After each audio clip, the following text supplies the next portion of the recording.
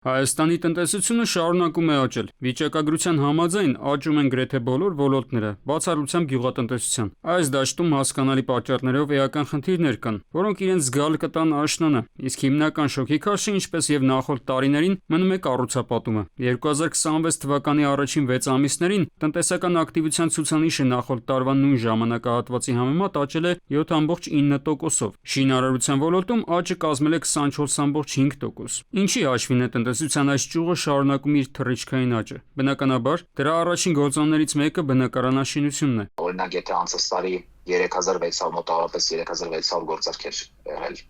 առաջի կիսամյակում առաջնային շուկայից, այս տարի 9000-ի շուրջ է, մինչև 5, 6, 7 նույնիսկ 10 տարի տարաժամկետ են տրամադրում։ Կառուցապատողներ կան առանց կանխավճարի են գործարքների իրականացնում, վաճառքներանում, որը նախկինում չի եղել։ Անշարժ գույքի նկատմամբ հետաքրքրության աճն ունի մի քանի պատճառներ։ Նախ, Մերձավոր Արևելքում տևական կոնֆլիկտը հանգեցրել է արաբական պետություններից հայկական կապիտալի արտահոսքին։ Թերակղզում անշարժ գույքի մեջ ներդրված գումարները հիմա ներդրվում են Հայաստանում։ Արդյունքում 2026 թվականի հունիսի դրությամբ Երևանի վարչական շրջաններում բնակարանների 1 քառակուսի մետրի միջին արժեքը կենտրոնում կազմել է 967,000 դրամ, Արաբկիրում 703,000 դրամ, Նոր Քմարաշում 562,000 դրամ, Դավիթաշենում 555,000 դրամ։ Ռուսաստանը բնակահայերի մոտ բավականին մեծ հետաքրքրվածություն կա Հայաստանի անշարժ գույքի նկատմամբ եւ այնտեղ էլ գիտենք իրավիճակը գնալով ոնց որ թե վատթարանում է եւ բոլորը դրական ձևով են նայում Հայաստանի տենդենսներին։ Վերջին ամիսներին ակտիվ լուրեր են տարածվում այն մասին, որ աշնանը Ռուսաստանում կարող են մասշտաբային հավաքներ սկսել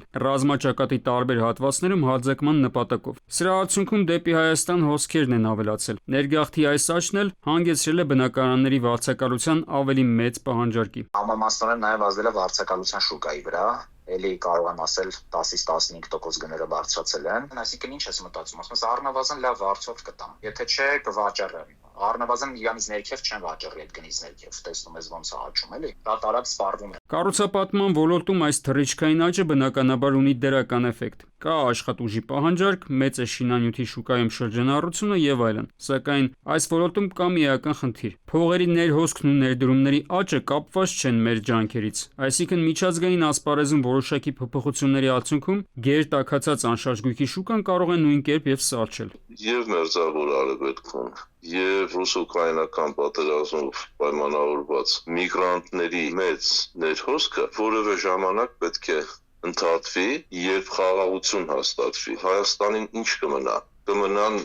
դատարկ տարածքներ, որոնք պետք է ընթացքում անընդհատ մտածել, թե ինչպես որ ոսկերով մարդկային լրացնել։ Այսինքն այս իրավիճակում պետության գերխնդիրը երկիր հոսող ֆինանսական միջոցներից ստացվող շահույթի հաշվին անվտանգության բացիկների ձևավորումն է, որպեսզի աշխարհաքաղաքական հնարավոր ցնցումները էական ազդեցություն չունենան երկրում անշարժ գույքի շուկայի եւ հետեւաբար տնտեսության վրա։ Աճը չի կարող լինել շարունակական, դրան միշտ հաջորդում են անկումները, շեշտակի կամ աստիճանական։